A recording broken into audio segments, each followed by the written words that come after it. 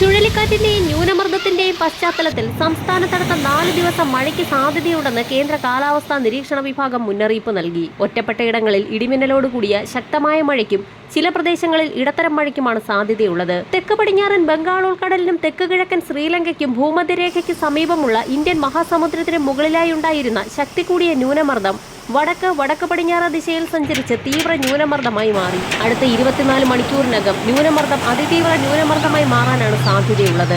ചുഴലിക്കൊടുങ്കാറ്റ് അടുത്ത 24 മണിക്കൂറിനുള്ളിൽ കിഴക്കോട്ട് സഞ്ചരിക്കാനാണ് സാധ്യത. ഇതിന്റെയെല്ലാം സ്വാധീന ഫലമായി കേരള ലക്ഷദ്വീപ് തീരങ്ങളിൽ ഞായറാഴ്ച വരെ മത്സ്യബന്ധനത്തിന് വിലക്കേർപ്പെടുത്തി. കേരള ലക്ഷദ്വീപ് കന്യാകുമാരി തീരങ്ങളിൽ മണിക്കൂറിൽ 45 കിലോമീറ്റർ വരെ വേഗതയിൽ കാറ്റിന് സാധ്യതയുള്ളതിനാൽ മീൻപിടുത്തത്തിന് വിലക്കേർപ്പെടുത്തി.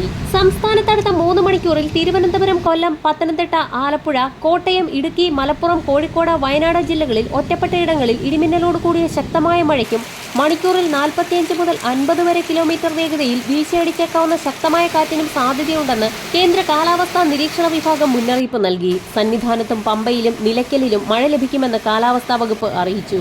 കനത്ത മഴ തുടരുന്നതിനിടയിൽ ആശങ്ക ഉയർത്തി മുല്ലപ്പെരിയാർ അണക്കെട്ടിലെ ജലനിരപ്പ് 140 അടിയായി ഉയർന്നു. സ്പിൽവേ ഷട്ടറുകൾ തുറക്കുന്നതിന് മുന്നോടിയായി തമിഴ്നാട് ആദ്യ പ്രളയ മുന്നറിയിപ്പ് നൽകി.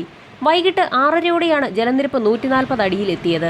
വെള്ളം കൊണ്ടുപോകുന്നത് തമിഴ്നാട് നിർത്തിവെച്ചതും കഴിഞ്ഞ ദിവസങ്ങളിൽ മഴ ലഭിച്ചതുമാണ് ജലനിരപ്പ് ഉയരാൻ കാരണമായിരിക്കുന്നത്. അണക്കെട്ടിലെ അനുവദനീയ സംഭരണശേഷി 142 അടിയാണ്. ഈ സാഹചര്യത്തിലാണ് ജലനിരപ്പ് 140-ലെത്തിയപ്പോൾ ആദ്യ പ്രളയ മുന്നറിയിപ്പ് നൽകി കഴിഞ്ഞത്. സ്പിൽവേ ഷട്ടറുകൾ തുറക്കേണ്ട സാഹചര്യമുണ്ടായാൽ തീരദേശവാസികൾ ജാഗ്രത പാലിക്കണമെന്ന് ജില്ലാ ഭരണകൂടം മുന്നറിയിപ്പ് നൽകി. ഇന്ന് തെക്കൻ കേരള തീരത്തും ലക്ഷദ്വീപ് പ്രദേശങ്ങളിലും മണിക്കൂറിൽ 35 മുതൽ 45 കിലോമീറ്റർ വരെയും ചില അവസരങ്ങളിൽ 55 കിലോമീറ്റർ വരെയും വേഗതയിൽ ശക്തമായ കാറ്റിന് മോശം കാലാവസ്ഥയ്ക്ക് സാധ്യതയുണ്ട്.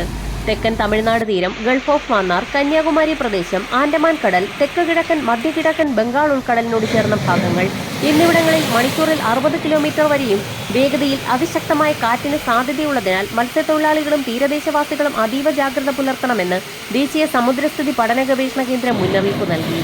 വരും മണിക്കൂറുകളിലെ കാലാവസ്ഥാ മുന്നറിയിപ്പുകൾക്കായി ചാനൽ സബ്സ്ക്രൈബ് ചെയ്യാൻ മറക്കാതിരിക്കുക.